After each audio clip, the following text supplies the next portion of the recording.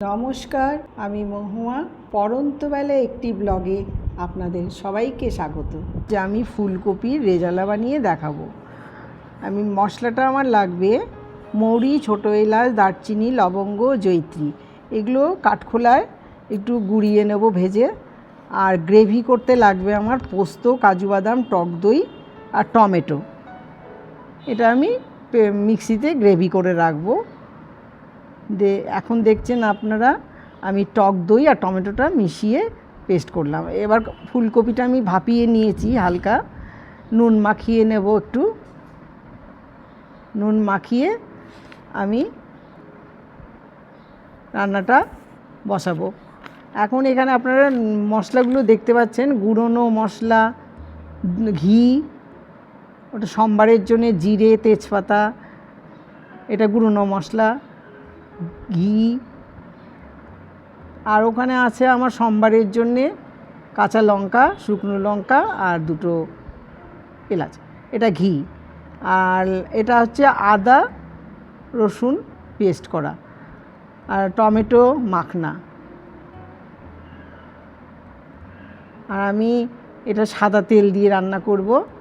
সাদা তেল বলতে আপনারা সানফ্লাওয়ার কিংবা রাইস ব্র্যান্ড যাই হোক, একটা যে সাদা তেল দিয়ে যেটা আপনারা পছন্দ করেন সেটা দিয়ে করবেন।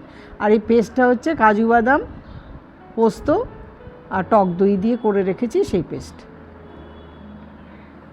এবার আমি কপিটা, নুন মাখানো কপিটা উনুনে ভেজে নেব। উনুনটা আমি জ্বালিয়ে নিয়েছি।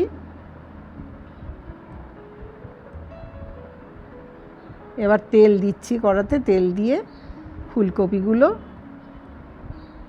একটু বাদামি করে ভেজে নেব, নাড়াচাড়া করে একটু ভেজে নেব। একটু ভাপ দিয়ে নিয়েছি এই জন্যেই যে কপিতে তোমার অদিনের কপি একটু হয়, গন্ধ থাকে, ভাপ দিয়ে জলটা ফেলে দিয়েছি। একটু ভালো করে ভেজে নেব, একটু ঢাকা দিয়ে দিয়ে ভেজে নেব, কারণ নরমও হবে, খেতে ভালো হবে।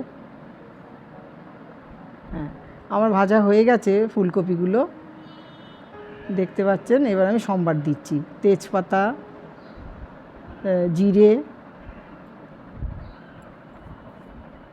দুটো শুকনো লঙ্কা দিলাম, আর দুটো এলাচ দেবো। এলাচ দিয়ে একটু নাড়াচাড়া করে একটা কাঁচা লঙ্কা দিলাম। এই নাড়াচাড়া করে ভাজা ভাজা করে নেব। এবার আমি পেস্টটা দিয়ে দিলাম, আমার যে রসুন, আদা, পেঁয়াজের পেস্ট ছিল, সেই পেস্টটা দিলাম।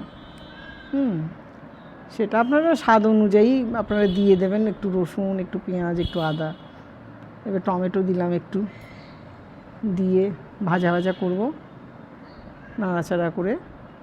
এবার একটু চিনি দিয়ে দেবো, কারণ রেজালা একটু মিষ্টি মিষ্টি হলে ভালো লাগে খেতে। একটু চিনি দিলাম, দিয়ে একটু নাড়াচাড়া করতে থাকবো পেস্টটা। এবার আমি কাজু বাদাম বাটা, একটু জলটা দিলাম, মাখনাটাও দিয়ে দিলাম। আর একটু আমি নুন দিলাম, ওই নুন দিয়ে ঝোলটা, মানে গ্রেভিটা, মাখনাটা দিলাম, একটু নুন দিয়ে দিলাম। এবার আমি ফুলকপিগুলো ছেড়ে দেবো। এবার বলক এসে গেছে গ্রেভিটার, সমস্ত ফুলকপিগুলো দিয়ে দেবো, দিয়ে একটু নেড়ে নিয়ে ভালো করে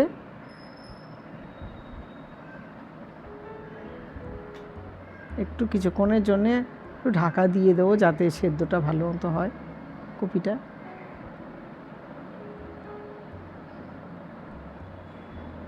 এবার আমার ফুলকপির ঢাকাটা খুলে একটু দেখব কেমন সেদ্ধ হলো। মোটামুটি আমার প্রায় হয়েই এসছে রান্নাটা।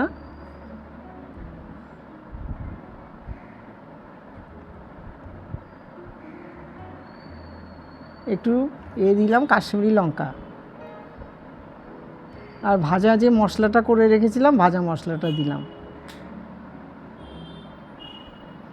নামানোর আগে আপনারা সবাই এটা দেবেন, ভাজা মশলাটা দেবেন,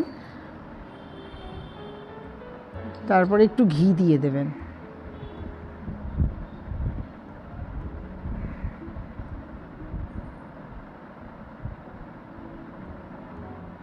যখন নামাবেন তখন একটু ঘি ছড়িয়ে দিয়ে নামাবেন।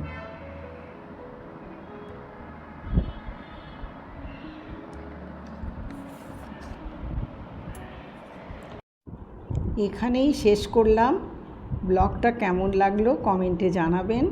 আপনারা সবাই ভালো থাকুন, সুস্থ থাকুন। ভিডিওটি লাইক ও সাবস্ক্রাইব করবেন। আজ আসি, আবার আসবো নতুন একটি ব্লগ নিয়ে।